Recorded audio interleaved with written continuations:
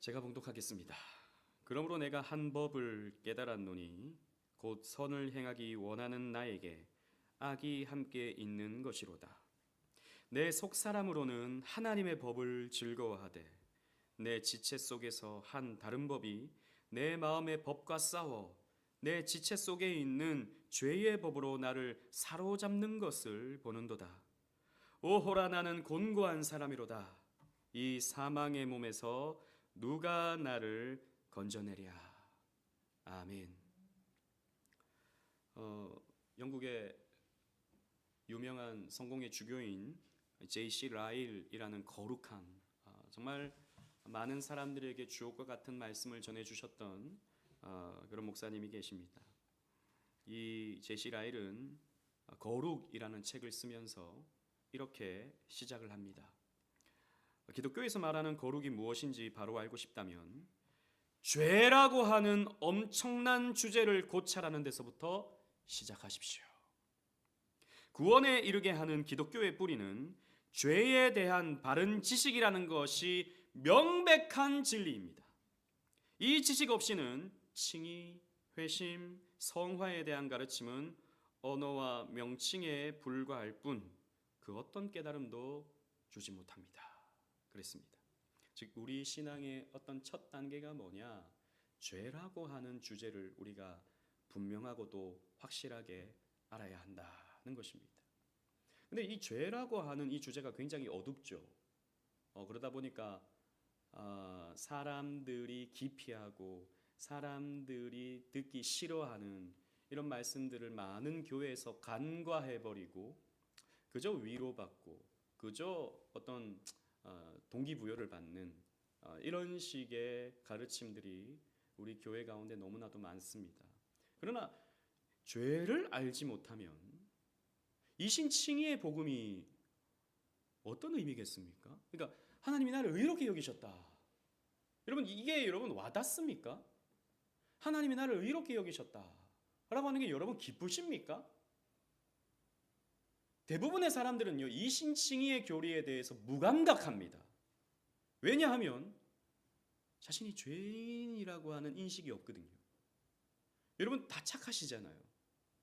여러분 수요밤 예배 나오시는 분들은 제가 보면 다 착해요. 게다가 또 우리 교회 나오시는 분들 보면 대부분 그래도 다른 사람과 비교하면 꽤 도덕적이고 윤리적인 삶을 삽니다. 여러분 스스로도 여러분 그렇게 생각해요. 은연중에 저는 죄인이죠. 저는 부족함이 많아요. 라고 입 바른 소리는 우리가 잘하지만 사실 우리가 깊이 내가 죄인인가? 라고 하는 질문에 사실 죄인은 술 마시는 사람들, 담배 피는 사람들, 다른 사람 등쳐먹는 사람, 사기치는 사람 그런 사람들이 죄인이지. 갑질하는 사람, 욕하는 사람 이런 사람이 죄인이지 나같이 욕도 못하고 나같이 교회 열심히 다니고 나같이 다른 사람 섬겨주는 사람이 무슨 죄인이야. 이런 생각들이 우리 은연중에 깔려 있습니다. 왜냐하면 오늘날 우리 사회가 자기를 더 긍정적으로 보고 자기를 더 의롭게 보는 것이 건강한 것이다 라고 가르치는 세상이기 때문이에요. 대부분의 심리학이 그렇습니다. 그러다 보니까 우리는 그런 세상의 가르침에 젖어들면서 우리 스스로를 긍정적으로 보죠. 우리 스스로를 아주 괜찮은 사람으로 여기는 경우가 많습니다. 그런데 여러분 그런 사람에게는 복음이 필요가 없어요. 복음이 무엇입니까? 예수님께서 우리의 죄를 사해 주셨다라고 하는 게 복음이거든요.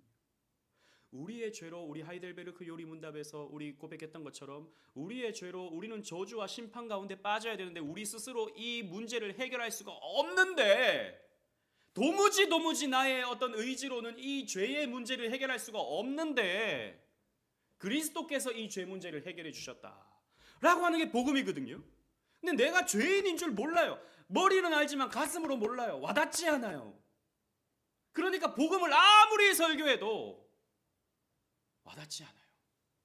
복음을 아무리 이신칭의의 복음을 아무리 가르쳐도 그건 교리예요, 교리. 교회는 이런 거 가르치는구나. 이렇게 생각한다는 것이죠.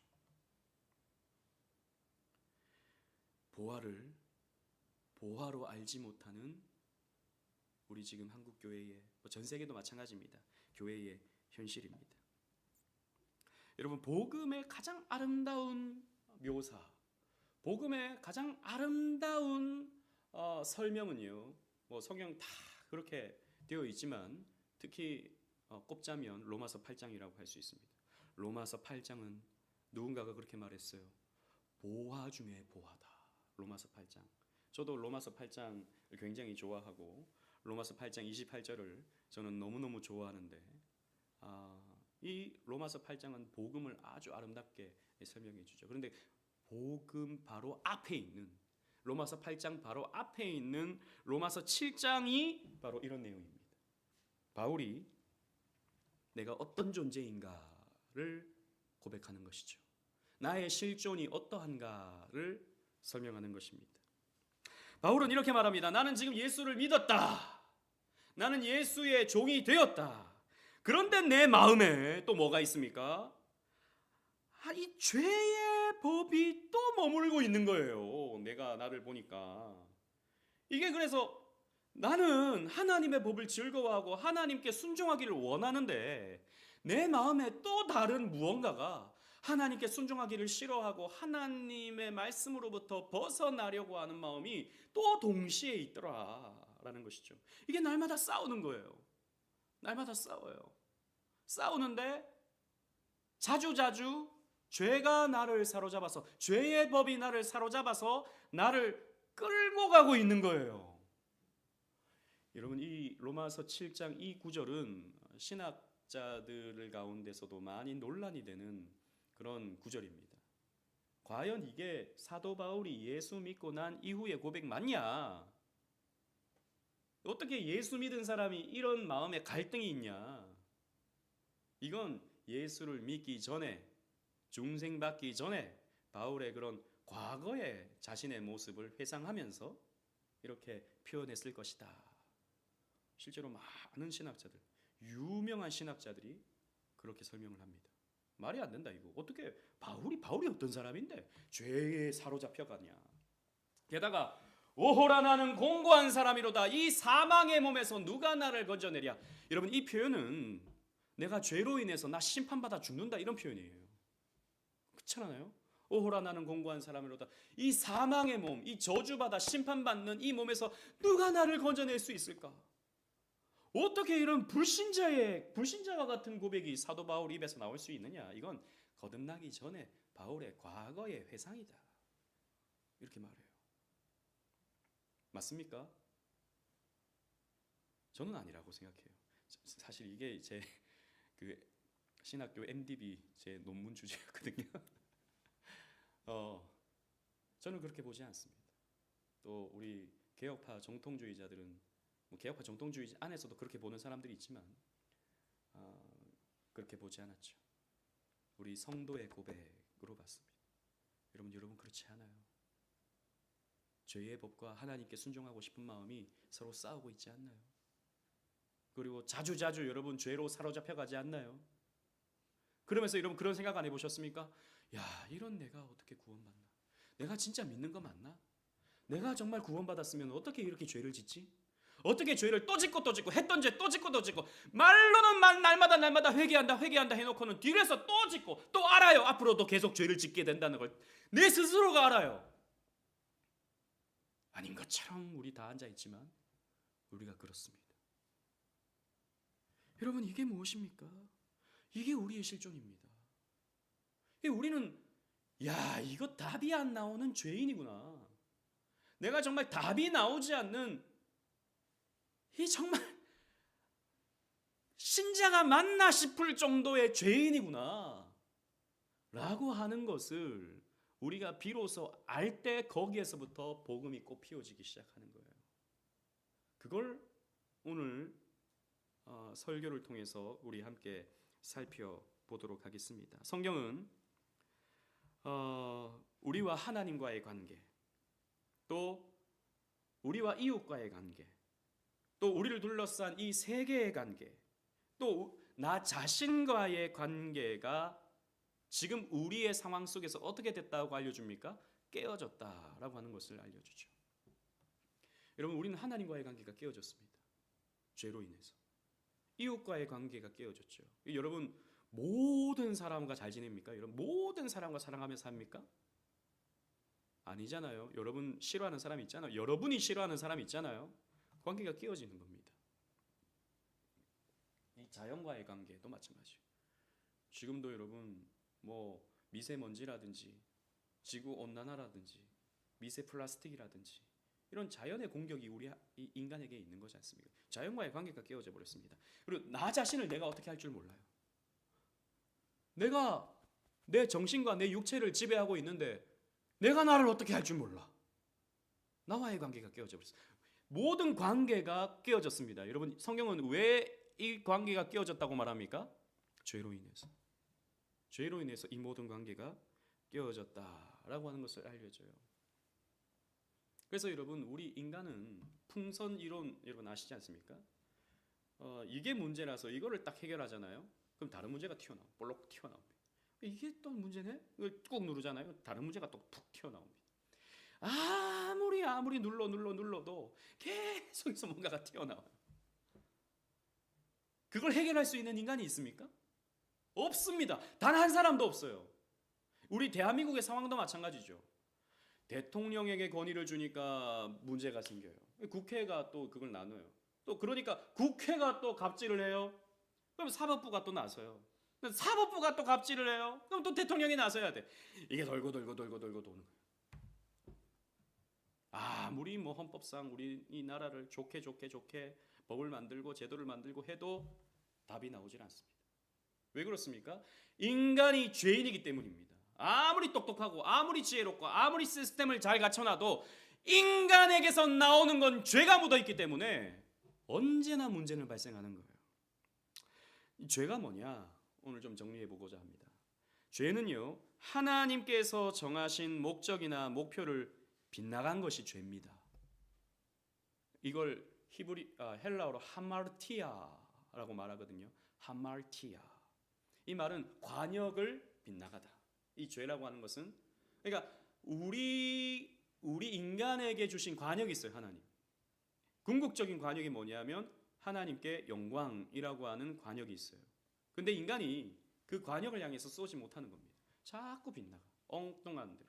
이게 여러분 하마르티아라는 말입니다. 그래서 우리가 지어진 목적인 하나님의 영광에 이르지 못하는 것이 죄입니다. 바른 길을 버리고 영원한 심판자 앞에서 죄인으로 발견되는 것. 이게 죄입니다. 자애로운 왕, 그 좋으신 왕을 배반해버리고 반역자로 드러나는 것이 죄입니다. 성경은 이 비참한 인간의 상태를 4가지로 설명해요. 첫 번째, 어그러진 하나님의 형상이다 라는 거죠.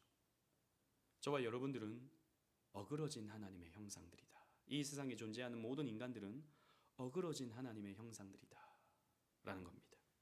창세기 1장 26절로 27절 말씀을 보시면 제가 26절을 읽고 27절 다 같이 읽겠습니다. 하나님이 이르시되 우리의 형상을 따라 우리의 모양대로 우리가 사람을 만들고 그들로 바다의 물고기와 하늘의 새와 가축과 온 땅과 땅에 기는 모든 것을 다스리게 하자 하시고, 시작.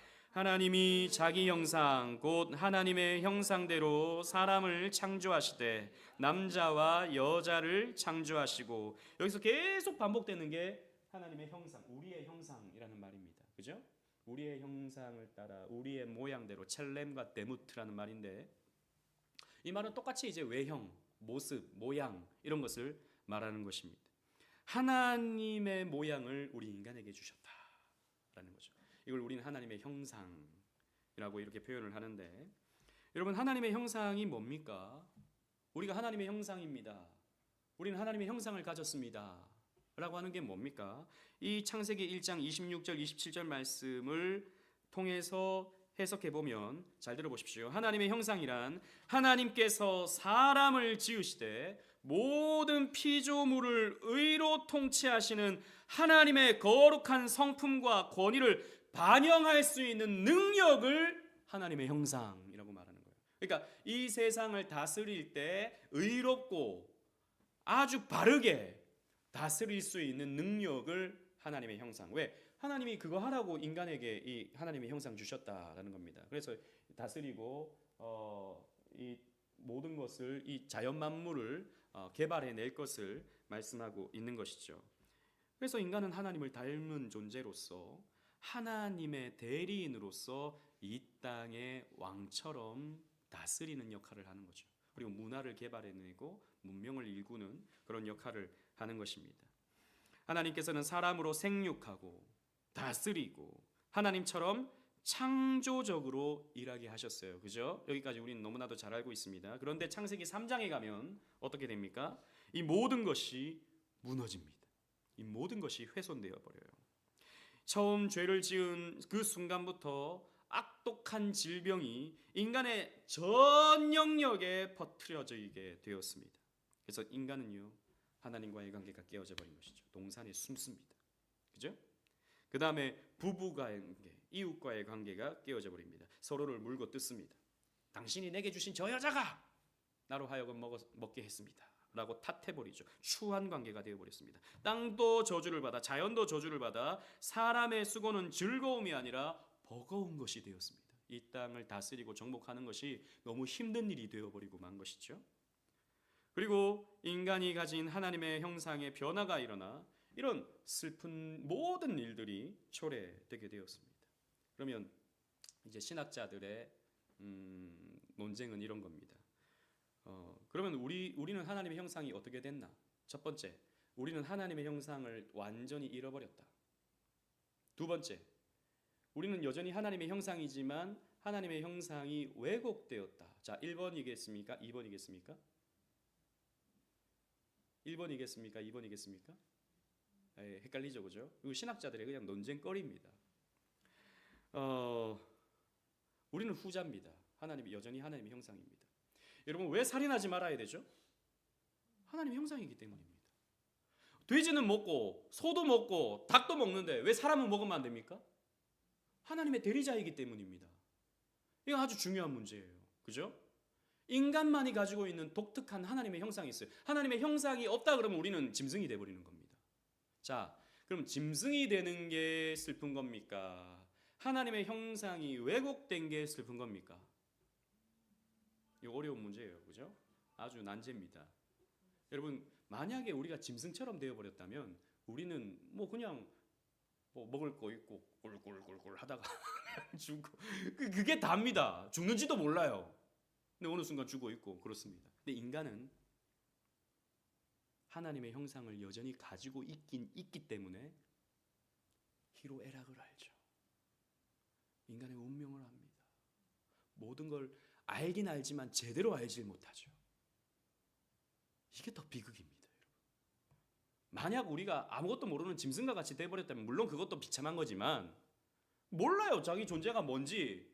근데 우리는 끊임없이 뭔가를 갈구해요. 끊임없이 영혼의 그 무언가를 갈구해요.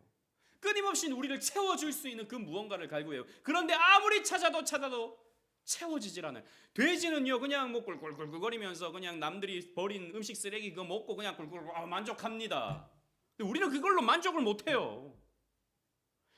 우리는 한평생 만족하지 못하고 살아가는 비참한 인생, 한평생 무언가를 갈망하지만 얻지 못하는 참으로 비참한 인생, 이게 재앙입니다. 이게 우리가 죄인이라고 하는 증거예요. 근데 보세요, 우리는 하나님께 영광을 돌리라라고 하는 목적으로 우리에게 하나님의 형상을 주셨는데 우리는 오히려 그 하나님의 형상을 가지고 하나님께 도전합니다. 하나님을 우리는 반항하죠.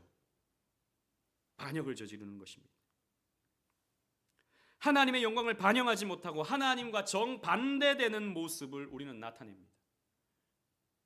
우리가 그렇게 살아가요. 하나님은 완전하시기 때문에 하나님은 완전한 순종을 원하십니다. 여러분, 우리가 완전합니까? 여러분, 다시 말씀드리지만 여러분들은 아주 괜찮은 사람들이에요. 그죠? 근데 괜찮은 거하고 완전한 거하고 완전히 달라요. 그죠? 여러분 99점 맞은 거하고 50점 맞은 거하고 우리는 엄청난 큰 차이가 있죠. 99점이면 너무 잘했다. 50점이면 야 이거밖에 못했어? 라고 말할지 모르겠습니다. 그런데 하나님 보실 때는 99점이나 50점이나 부족한 건 매한가지예요. 하나님은 완전하신 하나님이시기 때문에 우리가 하나님의 영광을 위해서 온전히 살지 못한다면 그것은 하나님께 반역한 것이 되는 겁니다. 그죠? 어떤 사람이 그래요. 목사님 하나님 너무 째째하십니다. 무슨 100점을 요구하세요? 그리고 하나님 안 믿었다고 영원한 지옥 불못에 보내는 건 이거 너무한 것 아닙니까? 아니 그런 생각 안 해보셨어요? 하나님께 죄 지은 거 알겠다 이거죠. 근데 그냥 하나님 뜻대로 살지 못했다고 해서 100점 못 받았다고 해서 영원한 지옥 불못에 던지시는 것은 지은 죄보다 너무 심한 벌 아닙니까? 그러니까 예를 들어서 어린아이가 뭐 남의 거 하나 슬쩍 도둑질했어요. 그걸로 사형 때린다고 생각해 보십시오. 너무 과한 거 아닙니까 이거? 이렇게 볼 수 있는 것이죠. 근데 여러분 곰곰이 생각해 보세요. 하나님은 하나님이시거든요. 여러분 죄라고 하는 것은 지은 대상에 따라서 그 죄의 책임이 달라집니다. 그러니까 제가 우리 유건이의 머리를 귀엽다고 꿀밤 하나 똑 때렸다고 생각해 보십시오. 뭐 그거 갖고 뭘 할 사람은 없어요. 요즘은 그렇게 애들 때리면 안 돼요. 누가 그렇게 잔소리를 할지 모르겠지만 그거 갖고 저한테 큰 문제 삼을 사람은 없습니다. 근데 제가 지나가는 옆에 여기 식당 사장님 머리를 한 대 톡 때렸다고 생각해 보십시오. 어떻게 되겠습니까? 제가 벌금 물어야 될 걸요. 그죠? 거기서 경찰서 신고하면 폭력죄로 벌금 물어야 될 겁니다. 한 50만 원 나올까요? 그런데 제가 언제 올지 모르겠지만 트럼프 대통령이 한국에 왔을 때 머리를 콩 때렸다고 생각해 보십시오. 기관총을 쏠지도 모르겠습니다. 저한테. 아니 머리 콩 때렸다고 기관총을 쏩니까 저한테? 물론 그런 일은 없겠지만 저는 감옥에 들어가겠죠. 국가 원수 모독죄 이런 걸로 미국에 가서 실형 살아야 될지도 모르겠습니다. 왜 그렇죠? 지은 대상이 다르기 때문에. 그렇다면 여러분 하나님이라면 지은 죄의 대상이 하나님이라면 하나님은 무한대의 권력과 무한대의 지위를 갖고 계신 하나님이십니다. 그러면 우리가 그분께 무슨 죄를 지어도 우리의 죄책은 어떻게 됩니까? 무한대의 죄책이 우리에게 쏟아지는 거예요. 그래서 여러분 이 하나님의 형상이 어그러져 있다라고 하는 것은 하나님에 대하여 계속 우리는 반대쪽으로 가게 되는 습성을 갖게 된다라는 것이죠. 그러면서 우리는 무한대의 죄책을 갖게 되는 거예요. 두 번째, 성경은 인간을 어떻게 표현하고 있는가? 죄와 사망의 권세 아래에 있다라고 표현하고 있습니다. 창세기 보면 일찍 죄와 사망에 대한 경고가 나오죠. 하나님이 뭐라고 말씀하십니까? 2장 7절에 보면 선악을 알게 하는 나무의 실과는 먹지 말라. 내가 먹는 날에는 반드시 죽으리라 라고 하셨어요. 하지만 뱀이 이것을 왜곡시키죠. 안 죽는다. 하나님 거짓말한 거다. 결코 너희가 죽지 아니한다 라고 했습니다. 그뿐만 아니라 이 하나님이 마치 아주 마음 좁은 그런 동산에 있는 그 실과를 먹지 말라고 그랬냐라고 하면서 하나님 말씀을 완전히 왜곡시켜 버리면서 하나님의 선하심에 대해서 의문을 제기하죠. 사탄이. 그러면서 이제 인간이 그 유혹에 점점 빠져 들어갑니다. 그러면서 하나님이 하시는 말씀이 있어요. 4장에 보면 창세기 4장에 보면 이 죄를 지은 가인에 대해서 하나님이 이렇게 말씀하십니다. 죄가 너의 문지방 앞에 있다. 죄가 너의 문지방 앞에서 너를 집어삼키려 하고 있다. 너는 죄를 다스려야 된다 라고 말씀하세요. 죄라고 하는 실체가 뭐냐? 죄라고 하는 실체는 우리가 드나드는 문 앞에 다 움츠려서 도사리고 앉아서 우리를 노리고 있습니다. 기회만 되면 우리를 집어삼킨다는 거죠. 기회만 되면 죄는 우리를 지배한다라는 것입니다. 죄는 야수와 같이 웅크리고 앉아서 죄의 속수무책인 희생자들을 물러 뜯을 수 있는 기회를 계속 찾고 있어요. 그래서 예수님도 죄에 대해서 똑같은 진술을 하십니다. 요한복음 8장 34절, 우리 순서지에 있는 말씀 다 같이 한번 읽어보도록 하겠습니다. 시작. 예수께서 대답하시되 진실로 진실로 너희에게 이르노니 죄를 범하는 자마다 죄의 종이라. 아멘. 죄를 범하는 자마다. 여러분, 저와 여러분 죄 짓죠? 그러면 우리 어떻게 됐습니까? 죄의 노예가 된 거예요. 우리가 죄의 종이 된 거예요. 그래서 사도 바울도 죄의 법에 끌려간다라고 말하고 있는 것입니다. 우리가 죄의 지배를 받고 있다고요, 여러분. 우리는 나름 내 생각과 내 판단과 내 지각을 가지고 산다고 생각합니다. 그런데 여러분 그거 아세요? 그 지각이 죄에 물들어 있어요. 그 생각이 죄에 물들어 있어요. 모든 판단이 죄에 물들어 있어요. 그래서 여러분들은 나름 선을 한다고 생각하죠. 아, 내가 이런 거 내가 저 사람한테 이렇게 해주면 저 사람한테 나는 선을 베푸는 거지. 아니요. 그러면서 우리는 죄에 물듭니다. 그래서 내가 저 사람한테 이만큼 해줬으니까 저 사람도 나한테 감사하다 하겠지, 나를 좋아해 주겠지. 근데 웬걸 뭐 고마워하지도 않고 뭐 지나가면서 수익 지나가면 아니 저 인간은 왜 저래? 내가 지한테 어떻게 해줬는데? 이런 마음이 우리에게 드는 거예요. 여러분 우리 솔직히 그렇잖아요. 우리 그런 마음이 안 가지려고 하지만 가져지잖아요. 왜 그렇습니까? 여러분들이 죄의 지배를 받고 있는 거예요. 여러분들은 원하든 원하지 않든 죄의 지배를 받고 있는 것입니다. 그래서 아까 사도 바울이 말한 것처럼 원하는 바 선은 행하지 아니하고 도리어 원하지 아니하는 바 악을 행하는구나. 내가 이 악을 행하는 걸 원하지 않는데 살다 보니까 이게 막 그냥 나와. 이게 로마서 8장 6절로 8절 말씀, 사도 바울은 또 이렇게 말합니다. 시작. 그러면 다 같이 읽겠습니다. 육신의 생각은 사망이요 영의 생각은 생명과 평안이니라.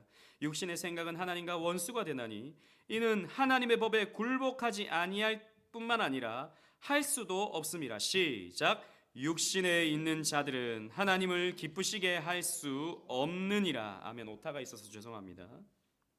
육신에 있는 자들은 하나님을 기쁘시게 할 수 없어요. 우리의 의지와 우리의 노력으로는 하나님을 기쁘시게 할 수가 없습니다. 세 번째로 인간의 실존에 대해서 어떻게 말합니까? 하나님 앞에서 그래서 죄인이다 라는 것입니다. 우리가 하나님 앞에서 죄인이다. 두 가지로 언급한 앞에서의 내용은 인간의 상태가 죄로 인해서 어떤 모습으로 되었는가를 설명했다면, 이 세 번째는 하나님과의 관계에서 우리는 어떻게 되었는가를 보여주는 것입니다. 인간은 하나님 앞에서 죄인입니다. 죄인이기 때문에 우리는 어떻게 되었습니까? 하나님의 정죄 아래 있어요. 하나님은 완전 무결하신 분이십니다. 그래서 그분이 우리를 바라보실 때 어떻게 바라보시는가? 죄인으로 바라보시는 것이죠. 그러면 이 하나님은요 공의로우신 하나님이시기 때문에 우리가 하이델베르크 교리문답 쭉 살폈지만 하나님은 죄인을 가만히 두실 수가 없어요. 하나님은 죄를 가만히 두실 수가 없어요. 죄를 용납하실 수가 없습니다. 하나님은 완전 의로우시기 때문에 이 죄에 대해서 하나님은 응당 심판을 내리셔야 돼요. 그래서 우리는요 하나님의 저주와 심판을 벗어날 수가 없는 것입니다. 로마서 2장에 보시면, 여러분 로마서 2장 한번 보실까요? 로마서 2장.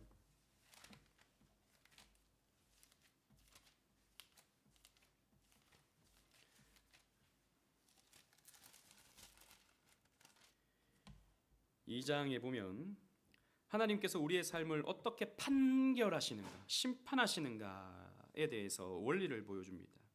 즉 하나님의 심판은 항상 진리와 삶의 실제를 따라서 이루어진다고 2절에 말하고 있어요.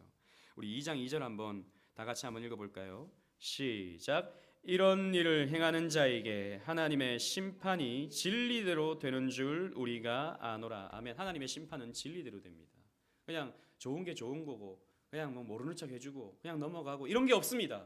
하나님은 진리대로 심판하십니다. 그리고 행한 대로 갚으십니다. 6절 다 같이 읽겠습니다. 시작. 하나님께서 각 사람에게 그 행한 대로 보응하시되, 행한 대로 갚으시는 하나님이십니다. 우리가 죄를 짓잖아요. 그만큼 하나님은요 벌하시는 하나님이세요. 그리고 12절로 15절에 보면 뭐 다 읽진 않겠지만 계시의 빛에 따라서 성경이 우리에게 하나님 가르쳐 주셨어요. 그 가르쳐 주신 대로 하나님이 우리에게 심판을 내리십니다. 그리고 이 심판의 주체가 누구십니까? 16절 다 같이 읽겠습니다. 시작.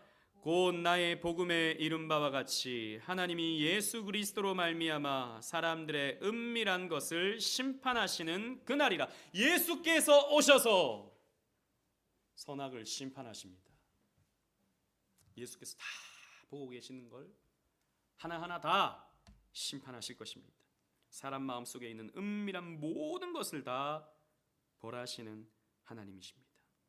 그래서 마지막 심판대에 서는 날 인간은요, 그 어떤 변명도 통하지 않습니다. 모든 사람들의 말문이 막히고 모두가 하나님 앞에 정죄를 받게 되는 거예요. 그래서 로마서 3장 19절 말씀 다 같이 한번 읽겠습니다. 시작. 우리가 알거니와 물은 율법이 말하는 바는 율법 아래에 있는 자들에게 말하는 것이니 이는 모든 입을 막고 온 세상으로 하나님의 심판 아래에 있게 하려 함이라. 아멘. 하나님이 우리의 입을 막으십니다. 할 말을 못하게 만드십니다. 왜? 하나님 다 알고 계시거든요. 예수님 다 알고 계시거든요. 우리의 행한 걸 다 알고 계시고 우리의 생각까지 우리의 마음까지 다 꿰뚫어 보시거든요. 그래서 우리가 핑계치를 못합니다. 그때는요 이렇게 말 못합니다.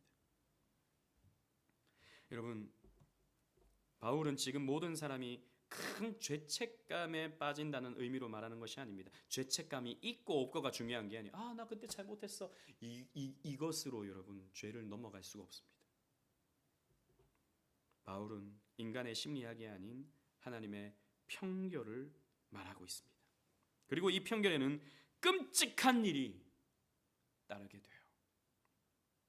불의와 불경건을 따라 하늘에서부터 오는 하나님의 진노를 인간은 짊어져야 되는 것입니다. 그리고 이제 네 번째로 사탄의 권세 아래 있다라고 말합니다. 하나님의 계시의 빛이 밝을수록 이와 대비되는 어둠은 더 명확해진다고 성경은 말해주고 있어요. 이런 빛은요 어둠의 본성을 드러냅니다. 마귀의 권세를 드러냄에 있어서도 이것은 분명한 사실입니다. 사탄이 하는 일에 대해서는 성경이 아주 명확하게 가르쳐주고 있죠. 사탄의 특징과 목적도 다 드러납니다. 성경은요 그 가운데 이 세상 풍조와 가치를 지배받는 인간은 마귀의 지배 아래 있다, 사탄의 지배 아래 있다라고 말합니다. 에베소서 2장 2절 다 같이 한번 읽겠습니다. 순서지에 있습니다. 시작. 그때에 너희는 그 가운데서 행하여 이 세상 풍조를 따르고 공중권세 잡은 자를 따랐으니 곧 지금 불순종의 아들들 가운데서 역사하는 영이라. 아멘. 사탄 마귀가 우리를 움켜쥐고 있는 거예요. 마귀가 이 세상 사람들을 움켜쥐고 이리 흔들고 저리 흔들고 하고 있는 것입니다. 사탄이요. 그래서 사도 요한은 사탄을 향해서 뭐라고 말하냐? 이 세상의 임금이라고 말합니다. 세상의 왕이에요, 사탄이. 이 세상 사람들을 좌지우지하는 왕입니다.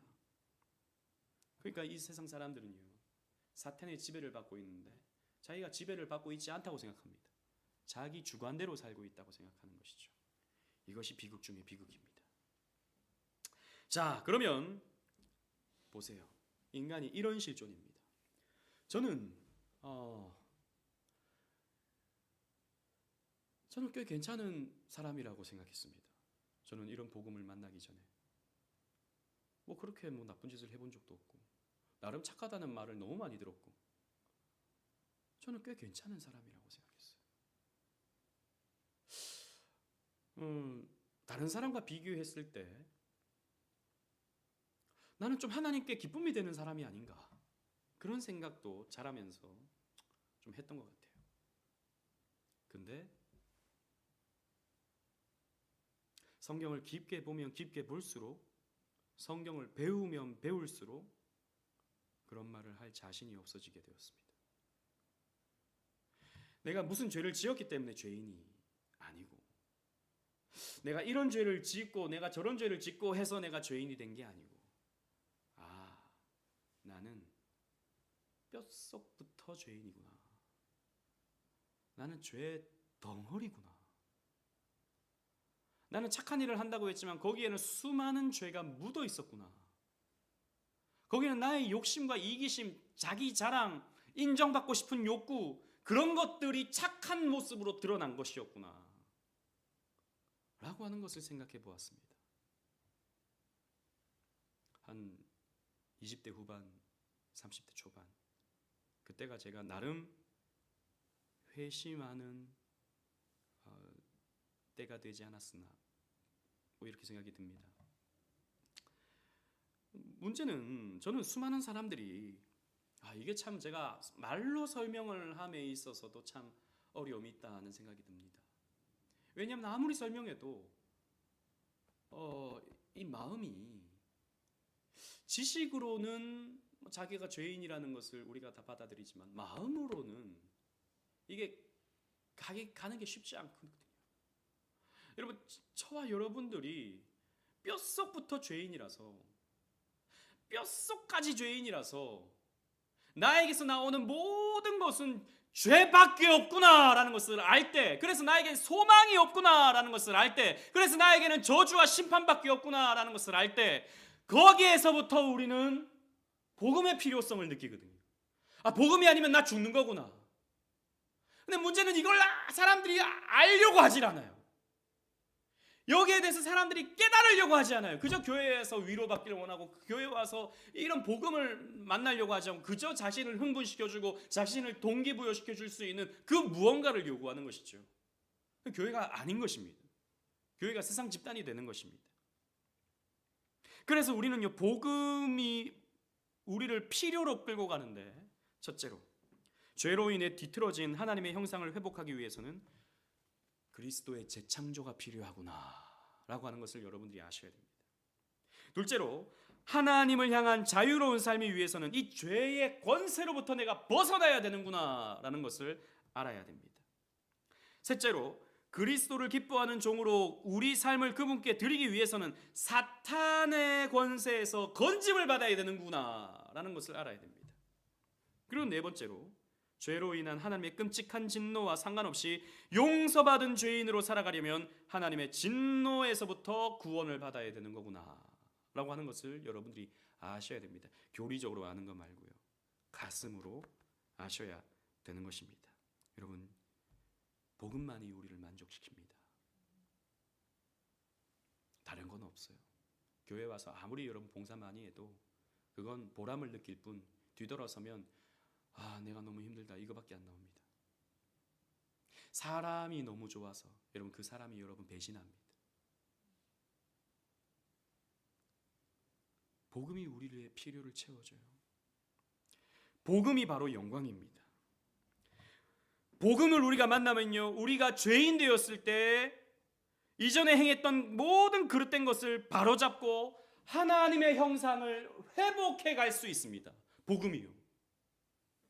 복음은 그리스도의 재림과 더불어 드러날 그리스도의 온전한 형상을 입게 된다고 설명합니다.